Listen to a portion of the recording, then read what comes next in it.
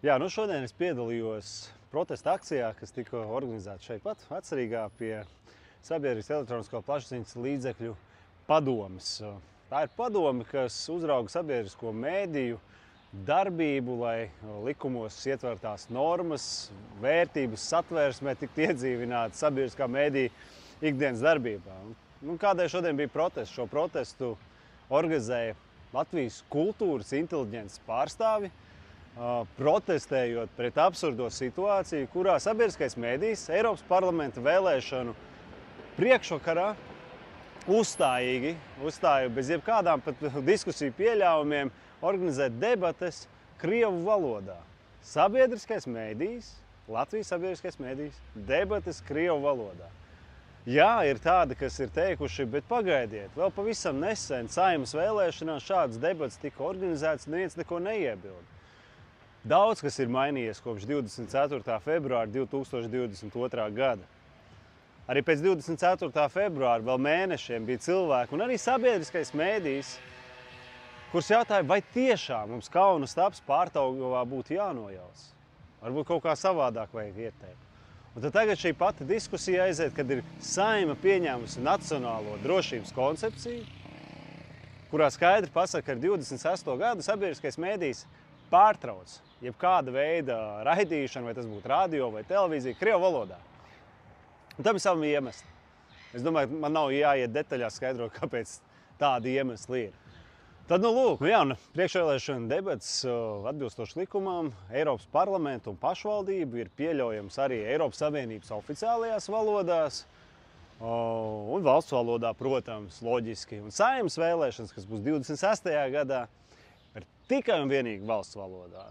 Tā absurdā situācija, ka ja kāds, protams, grib vēl iet kaut kādā citā analīzē, jo man liekas, tas kopumā ir absurds, ka šādas debates krievu valodā notiek, bet kaut ja paskatāmies, viņas arī notiek, arī tā proporcija.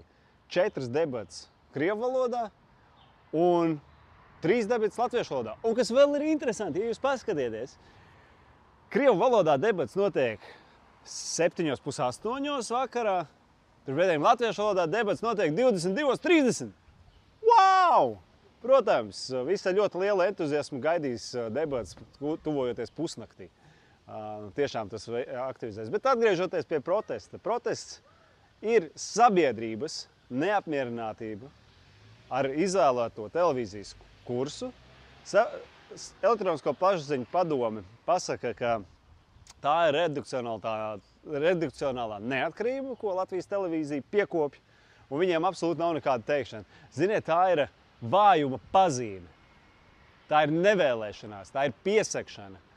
Bija viens loceklis no SEPLP, kas piedāvāja īstenībā visas šīs debates noturēt valsts valodā. Noraidīja šo priekšlikumu, jo pateica atkal, tā ir redakcionālā neatkarība, mēs nedrīkstam. Tātad Latvijas televīzija stoiski, neskatoties, kas notiek, kaut arī mums pasauli grūst apkārt, debates krievu valodā Latvijas televīzijā notiks. Es domāju, ka šis ir tas brīdis, kad, ja jau tie ir sabiedriskie mēdīji, tad sabiedrībai ir skaidri jāpauž sava attieksme, nostāja par šādu farsu.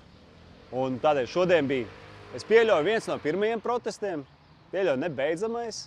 Pats es piedalījos kā morāls atbalstītājs šī protesta organizētājiem, arī sagatavojot šādu plakātu, kas savā ziņā ietver tādu ļoti labu ar patiesību. Ļausim krieviem domāt latviešu valodā, latviski. Es tā kā aicinu ikvienu par šo neklusēt, paužiet savu nostāju, jo tomēr ir vēl arī 100. pants